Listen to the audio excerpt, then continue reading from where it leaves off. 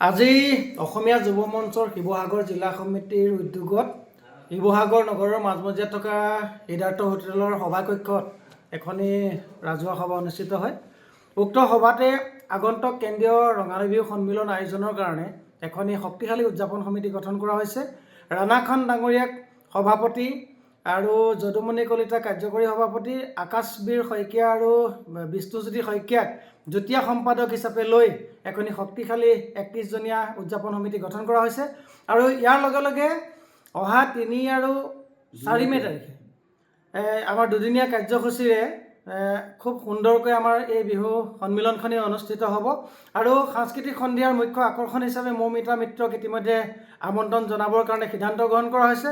আৰু লগতে অসমীয়া যুৱ মঞ্চৰ শিৱসাগৰ নগৰৰ মাজমজিয়াত যিখন বিগত বৰ্ষত আমাৰ বিহু সন্মিলন ইতিমধ্যে আমি আয়োজন কৰি আহিছোঁ, আৰু এই বৰ্ষতো আমি সেই সন্মিলনত অসমৰ সাংস্কৃতিক জগতৰ এগৰাকী বিশেষ ব্যক্তিক আমি ৰংপুৰ পান সাংস্কৃতিক বঁটা প্ৰদান কৰিবৰ কাৰণে ইতিমধ্যে চিন্তা চৰ্চা কৰিছোঁ।